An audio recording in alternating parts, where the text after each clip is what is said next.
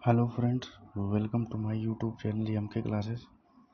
आज हम लोग एनसीईआरटी क्लास 8 स्टार्ट करने जा रहे हैं। इसके पहले हम लोगों ने एनसीईआरटी साइंस सब्जेक्ट क्लास 6 और क्लास 7 इन दोनों को बखूबी बहुत अच्छे ढंग से कवर किया हुआ है। इसकी प्लेलिस्ट हमारे यूट्यूब चैनल एमके क्लासेस में बनी हुई है। आप लोग जा कर के उस प्लेलिस्ट को देख सकते हैं। और आज की ये क्लास हमारी अब बहुत ही डीप में चलने वाली है, क्योंकि जो क्लास 6 था, क्लास 7 था, उसमें जो टॉपिक्स दिए गए थे वो बहुत अधिक डीप में नहीं दिए गए थे। क्योंकि अब हम लोग क्लास 8 में पहुंच गए हैं, यानी कि क्लास 8 का हम लोग साइंस सब्जेक्ट कवर करने जा रहे हैं।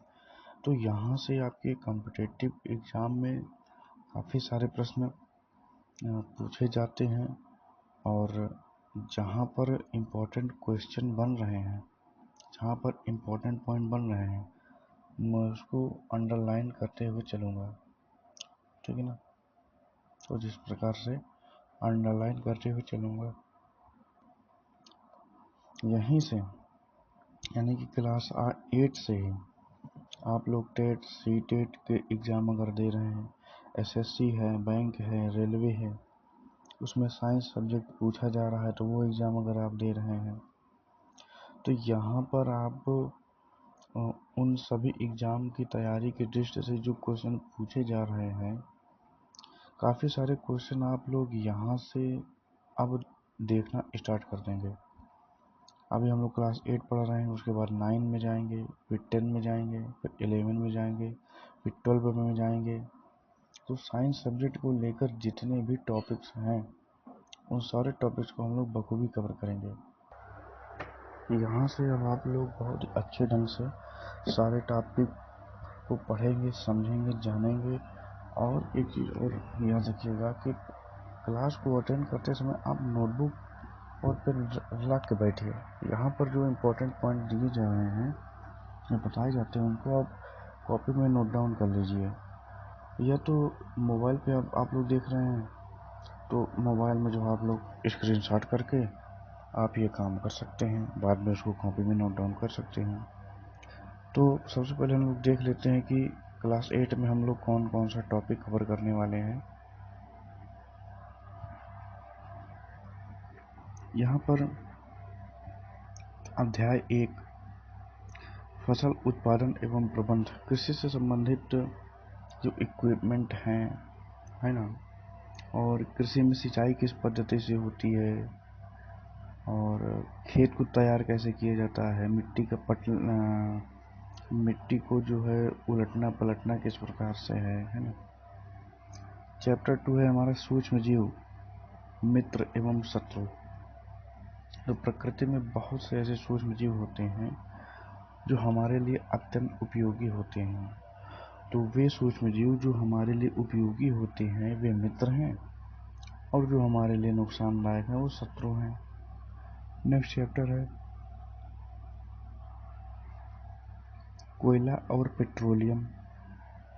कोयला और पेट्रोलियम ये दोनों हमारे लिए बहुत ही महत्वपूर्ण है, क्योंकि कोयला और पेट्रोलियम एक ऐसे ईंधन हैं जो हमारे दैनिक जीवन में उपयोगी हैं।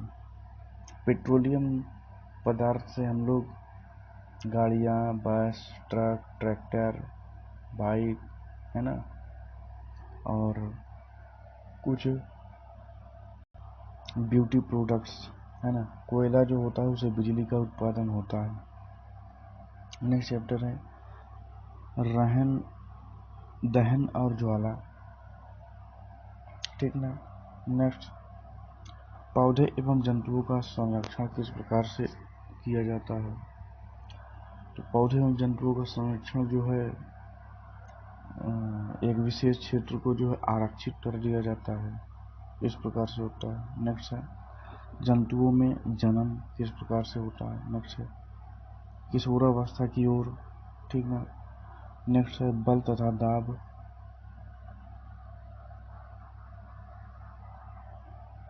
अगला है घर्षण। फिर हम लोग ध्वनि के बारे में पढ़ेंगे। फिर हम लोग विद्युत धारा के रासायनिक प्रभाव पढ़ेंगे। पिछली क्लास में हम लोग विद्युत धारा के चुंबकीय प्रभाव को पढ़ा था। अब इस क्लास में हम लोग विद्युत धारा के रासायनिक प्रभाव पढ़ेंगे। अगला है कुछ प्राकृतिक परिघटनाएं क्या होती हैं। भूकंप है, ज्वालामुखी है, सुनामी है। नेक्स्ट चैप्टर है प्रकाश। पिछली चैप्टर में भी हम लोग प्रकाश चैप्टर पढ़ा हुआ था। तो प्रकाश चैप्टर में बताया भी था कि प्रकाश चैप्टर ऐसा चैप्टर है जो आपके हर एक कॉम्पिटिटिव एग्जाम से पूछा जाता है। और पिछली क्लास में इसमें जो है क्या हुआ था कि पिछली क्लास में बहुत बेसिक सी चीज़ें दी गई थी। अब यहाँ पर आप लोग डिटेल में पढ़ने वाले हैं। तो आइए अब हम लोग अपना पहला लेसन स्टार्ट करते हैं। एनसीईआरटी क्लास 8 का लेसन 1, जिसका नाम है फसल उत्पादन एवं प्रबंधन, है ना। ये देखिए अब हमारे सामने एनसीईआरटी क्लास 8 का चैप्टर 1 फसल उत्पादन एवं प्रबंधन। फसल उत्पादन एवं प्रबंधन। सबसे पहले हम लोग इस वर्ड को समझने का प्रयास करते हैं कि फसल उत्पादन क्या होता है एवं प्रबंध क्या होता है। फसल का उत्पादन का मतलब होता है फसलों को उगाना। फसलों के अंतर्गत गेहूँ, चावल, जौ, बाजरा, धान, ये सारी चीज़ें क्या होती है, फसल होती हैं और इनका उत्पादन किया जाता है। उत्पादन का मतलब होता है कि इनको उगाया जाता है।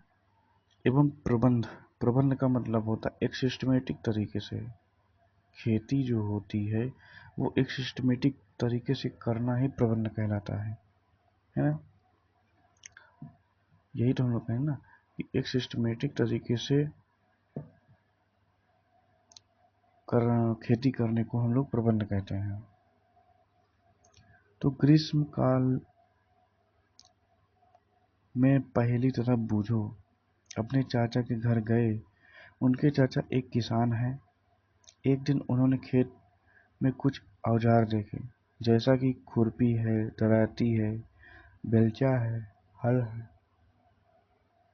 ये जो सारे इक्विपमेंट हैं, ये सारे इक्विपमेंट जो है खेती से संबंधित औजार ही तो हैं, है ना। तो जब वो दोनों बच्चे खेत में गए तो वो लोग जानना चाहते हैं कि हम इन औजारों का उपयोग कहाँ और कैसे करते हैं। हम इन औजारों का उपयोग कहाँ और किस प्रकार करते हैं। तो यहाँ पर आगे है कि आप पढ़ चुके हैं कि सभी सजीवों को भोजन की आवश्यकता होती है। पहला पॉइंट, जाहिर सी बात है सभी सजीवों को भोजन की आवश्यकता होती है। और यहाँ पर एक प्रश्न भी हम लोग अपने आप से कर सकते हैं कि क्यों आवश्यकता होती है। सजीवों को भोजन की आवश्यकता क्यों होती है? क्योंकि जो सजीव होते हैं अपनी दैनिक क्रिया जो करते हैं, उनकी दैनिक क्रिया को करने के लिए जो ऊर्जा की आवश्यकता होती है ना, तो वो ऊर्जा की आवश्यकता हमें भोजन से ही पूर्ति होती है। इसलिए हम लोगों को भोजन की आवश्यकता होती है। इसी प्रकार से आगे हम लोग देखते हैं कि पौधे अपना भोजन स्वयं बना सकते हैं। जो पौधे होते हैं वो अपना भोजन स्वयं बना सकते हैं। उनमें क्षमता होती है कि पौधे अपना स्वयं भोजन बना सकते हैं। और पौधे अपना भोजन कैसे बनाते हैं, ये भी तो प्रश्न है कि पौधे भोजन बनाते तो हैं परंतु कैसे बनाते हैं। क्या उनके भी हम लोग की तरह हाथ पैर होते हैं, मुंह होते हैं? नहीं। तो पौधे अपना जो भोजन होता है वो प्रकाश संश्लेषण की क्रिया के माध्यम से बनाते हैं। आगे हम लोग प्रकाश संश्लेषण की क्रिया के बारे में पढ़ेंगे, लेकिन यहाँ पर आपको एक बेसिक सा जानकारी आपको दे दिया जा रहा है कि प्रकाश संश्लेषण क्रिया क्या है। प्रकाश संश्लेषण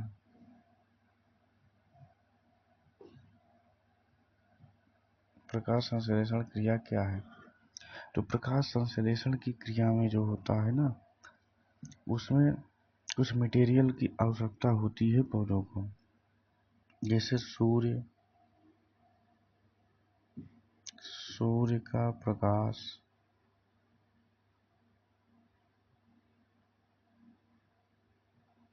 एक हो गया सूर्य का प्रकाश, दूसरा हो गया कार्बन डाइऑक्साइड, तीसरा हो गया मिनरल्स, और चौथा हो गया वाटर, जल, H2O। इतनी सारी चीजें पौधों को प्रकाश संश्लेषण की क्रिया के लिए आवश्यक होती हैं, और ये सारी चीजें पौधों को प्रकृति से ही प्राप्त होती है। जैसे सूर्य का प्रकाश सूर्य से प्राप्त हो गया, कार्बन डाइऑक्साइड हम लोगों के द्वारा छोड़ा जाता है, वहां से प्राप्त हो गया। मिनरल्स पौधों को जमीन से प्राप्त हो गया, जल उनको जमीन से प्राप्त हो गया। इस प्रकार से पौधे अपने प्रकाश संश्लेषण की क्रिया कर लेते हैं।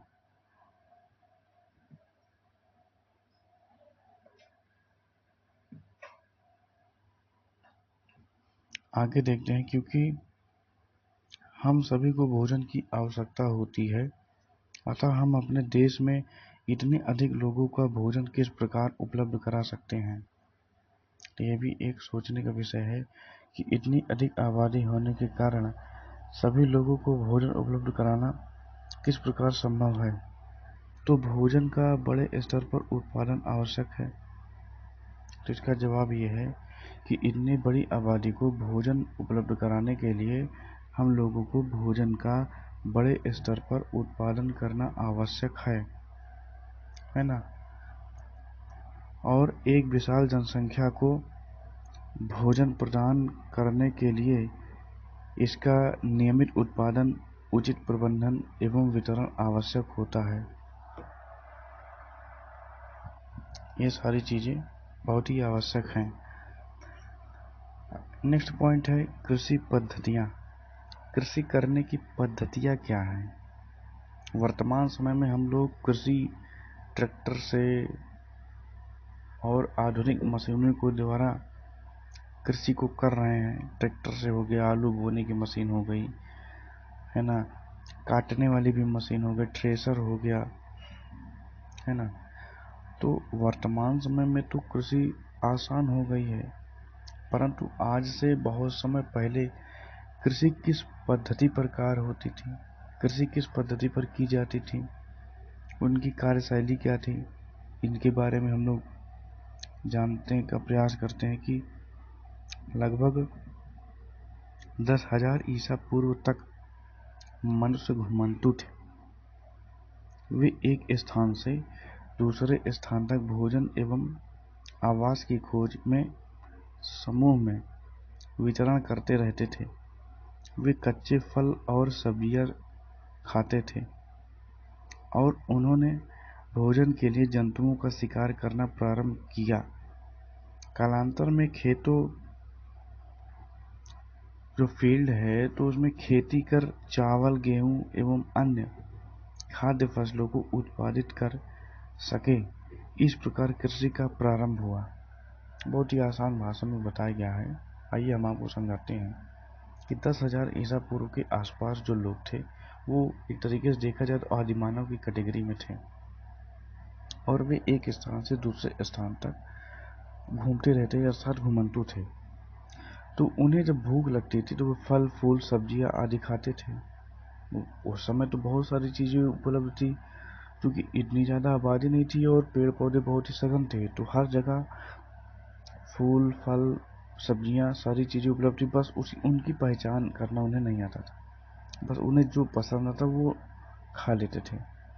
इसी के साथ में धीरे धीरे समय बढ़ता गया और कुछ उनके अंदर उन्नत माइंडसेट जब हुआ, वे लोग शिकार करके जो है अपना भोजन जानवरों से प्राप्त करना स्टार्ट कर दिए थे।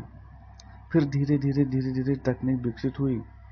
उन्होंने देखा कि जो हम लोग फल खा के फेंक दे रहे हैं, वही फल से दूसरा नया पौधा बन के तैयार हो जा रहा है। तो उनके दिमाग में बात आई कि क्यों ना हम लोग जो है इसी प्रकार से जो गेहूं है, बाजरा है है ना, चना है, इन सब की खेती करें, इनके दानों को बोएं और हमें भोजन प्राप्त होने लगे। हम लोगों को एक स्थान से दूसरे स्थान पर घूमने की आवश्यकता ही नहीं पड़ेगी। तो इस प्रकार से खेती का जो आरंभ है वो शुरू हुआ। जब एक ही किस्म के पौधे किसी स्थान पर बड़े पैमाने पर उगाए जाते हैं तो इसे फसल कहते हैं।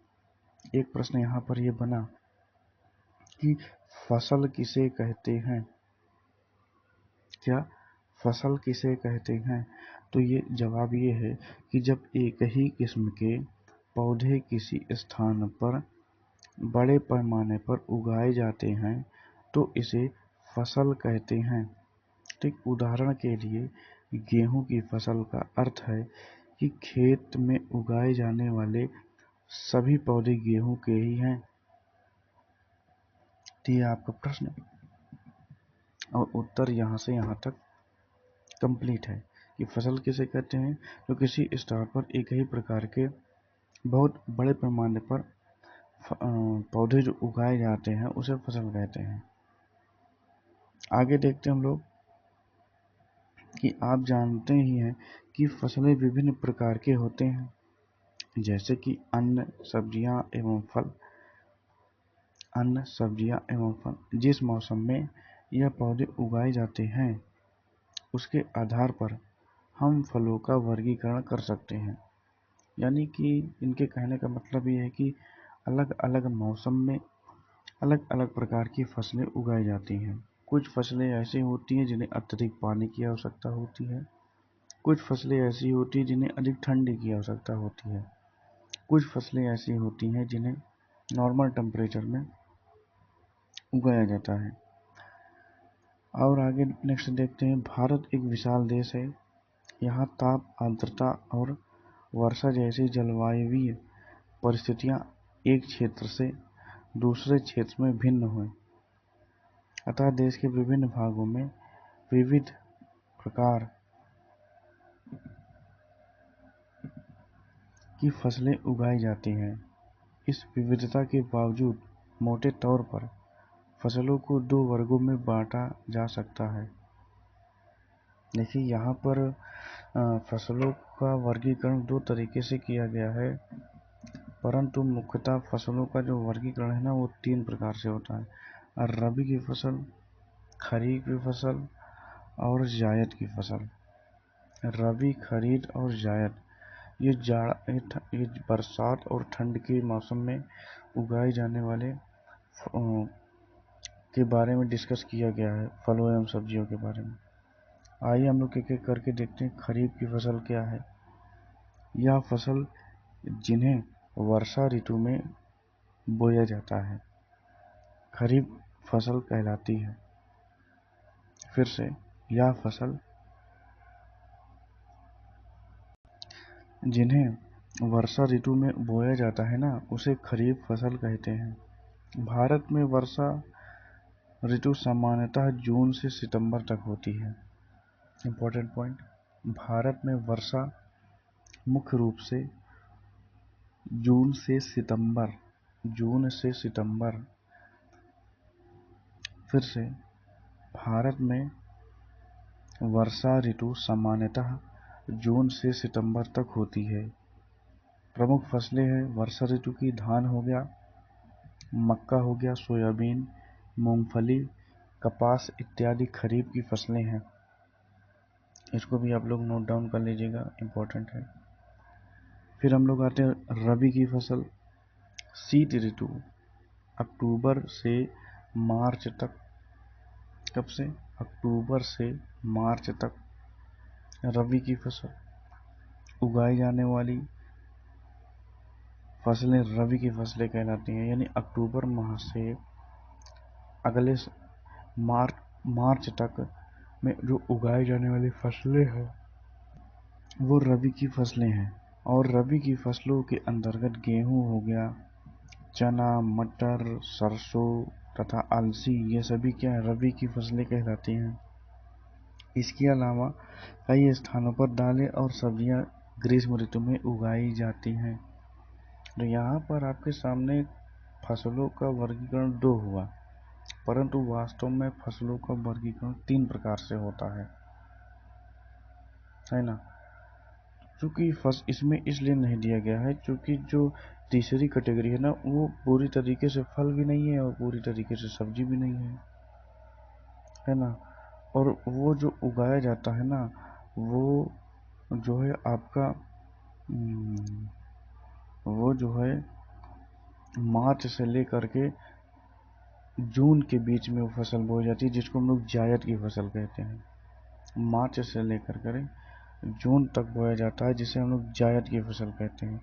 और जायद की फसल के अंतर्गत जायद की फसल के अंतर्गत तरबूज हो गया, खरबूज हो गया, खीरा हो गया, ककड़ी हो गया, ये सारी जो फसलें हैं ये जायद की फसल कहलाती हैं, है ना। तो यहाँ तक आपका ये टॉपिक कवर हुआ। यहाँ तक मेरी आपको कोई समस्या आई है तो आप लोग हमसे कमेंट के माध्यम से पूछ सकते हैं। यदि आप वीडियो पर नए हैं तो आप हमारी पिछली वीडियो को अवश्य देख लें, उसकी प्लेलिस्ट मेरे चैनल पर बनी हुई है, ठीक ना। और आज के वीडियो में हम लोग यहीं तक कवर करेंगे। नेक्स्ट वीडियो में हम लोग आधुनिक फसल पद्धतियाँ, मिट्टी तैयार करना, इन सारी चीज़ों के बारे में हम लोग डिस्कस करेंगे। यदि आपको वीडियो पसंद आई हो तो वीडियो को लाइक करें, कमेंट करें, शेयर करें। हमारे चैनल एम के क्लासेस को सब्सक्राइब जरूर करें। और अपनी तैयारी को एक मजबूत स्थिति में लाने के लिए आप लोग NCERT बुक जरूर पढ़ें। यही वो ब्रह्मास्त्र है जो आपके छिपे हुए सारे क्वेश्चन के जवाब दे देगा, जो आपके एग्जाम में आता है। मिलते हैं आपसे नेक्स्ट क्लास में, नेक्स्ट वीडियो में। तब तक के लिए नमस्कार, जय हिंद।